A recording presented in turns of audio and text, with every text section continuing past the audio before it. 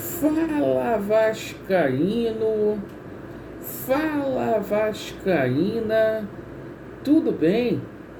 Um bom dia, um bom começo de tarde, um casaca no seu coração e principalmente que Deus possa abençoar o nosso domingo.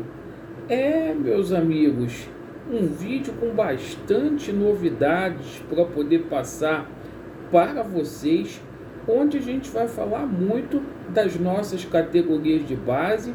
Ontem teve jogo da seleção brasileira sub-20 e dois atletas do Vasco da Gama se destacaram bastante. Vamos falar aí sobre o futebol profissional. Ontem o departamento médico do Vasco da Gama soltou um boletim para atualizar a situação dos jogadores que estão lesionados. Vamos falar bastante aqui sobre a reunião que vai acontecer no Conselho Deliberativo no dia 30. E a Sempre Vasco já colocou aí algumas emendas, né, na reforma estatutária do Vasco da Gama. E vamos falar muito aí sobre a situação de reforços, o Vasco acertando com os jogadores aí. Vamos passar a situação de cada um deles para vocês e vamos falar sobre o julgamento decisivo, porque olha, tem novidade aí.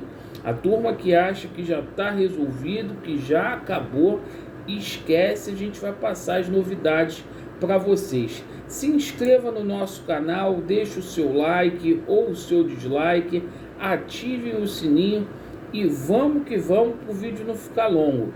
É o seguinte, meus amigos, as categorias de base do Vasco da Gama. Ontem teve jogo da seleção brasileira sub-20 e dois atletas do Vasco da Gama se destacaram, o Andrei Santos e o Marlon Gomes. Inclusive tem equipes do exterior, gigantes europeus, monitorando esses dois atletas vascaínos. E os jogadores participaram ontem com assistência e o Brasil venceu aí o sub-20 do Bahia por 5-0. Parabéns à garotada e olha, tem solução dentro de casa, a prata da casa. Bom, sobre o futebol profissional do Vasco da Gama. Ontem o departamento médico do Vasco da Gama, ele soltou um boletim informando como que está a situação dos jogadores aí. A gente está com o Anderson Conceição, com o Getúlio e com o Sarrafiore no departamento de futebol. E eu vou ler aqui o boletim aqui do departamento médico do Vasco da Gama. Vamos lá, o Anderson Conceição, ele tem uma fratura alinhada na 12ª costela do lado direito.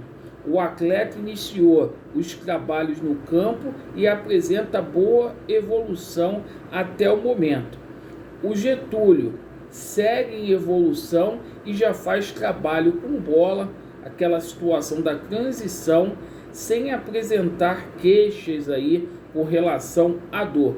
E o trabalho aí de reabilitação do Sarrafiore continua aí prolongada, uma lesão grave, onde ele teve um problema no ligamento cruzado, certo? A expectativa é que o Anderson Conceição e o Getúlio estejam aptos aí para a estreia do Vasco da Gama no Campeonato Brasileiro da Série B, que vai acontecer no dia 9 contra a equipe do Vila Nova.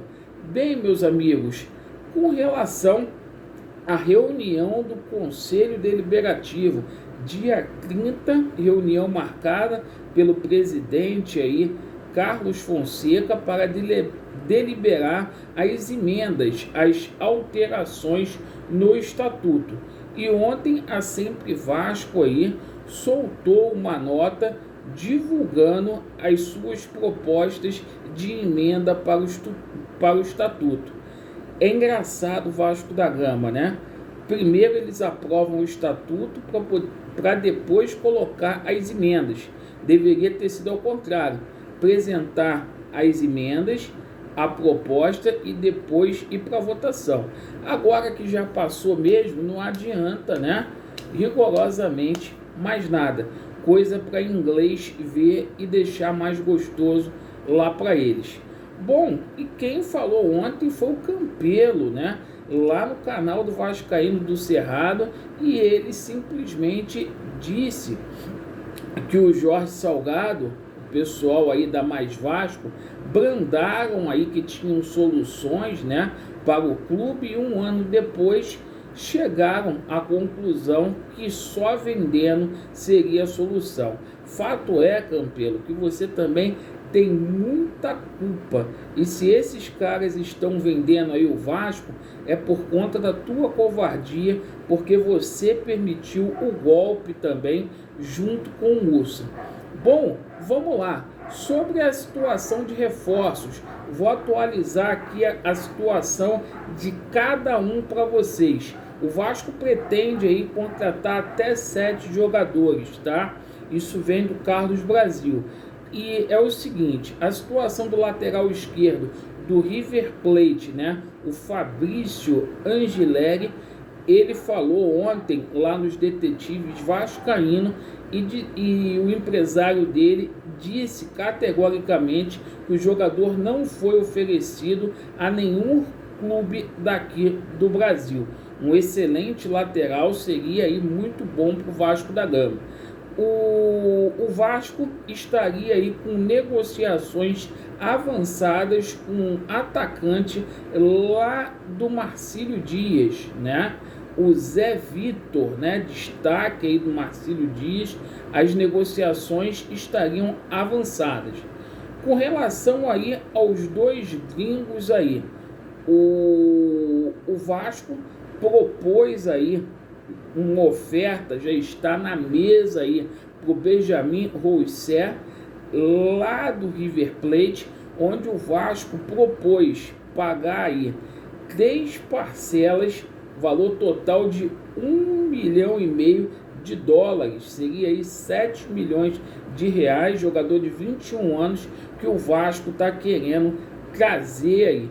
O River Plate ficou de dar a resposta. E o Carlos Pena, né, confirmado aí já como reforço do Vasco da Gama, chega na terça-feira aí para a gente poder fazer os exames médicos, e dando tudo certo aí, vem com contrato, pasmem os senhores, até junho, tá, pessoal? E vamos lá, sobre o julgamento aí decisivo, uma novidade para vocês. Dia 29 tem um julgamento lá do incidente de suspeição do Dr. Paulo Roberto, tá? Esse julgamento está marcado para a partir das 13h30. E é o seguinte, o do Vasco da Gama é o último da pauta, é o 13º da pauta do dia. E o Tribunal de Justiça do Estado do Rio de Janeiro, a primeira Câmara, para evitar essa situação de aglomeração no sistema, porque vai ter muita gente acompanhando, poderá antecipar o julgamento do Vasco, sendo o primeiro. Isto porque não está valendo mais nada, né? Isto porque não está valendo mais nada. Então, a gente sabe aí que o advogado do Jorge Salgado pediu acompanhamento desse processo, e a situação vai pegar fogo. E aí vai ser o dia derradeiro, né? Se o doutor Paulo Roberto não for liberado, aí a situação só em 2023, na próxima eleição. Se não, a chapa vai esquentar aí e a gente vai ter uma possível reviravolta, sim, certo? Doutor Paulo Roberto que impediu aí a posse do Jorge Salgado, e a decisão dele caiu por conta aí de uma liminar concedida em caráter de plantão pela doutora Mônica Sardas. Certo, pessoal? Então essas foram as notícias do Vasco. Obrigado por ter assistido o vídeo. Vasco neles, a verdade prevalecerá, e vai dar Vasco. Valeu!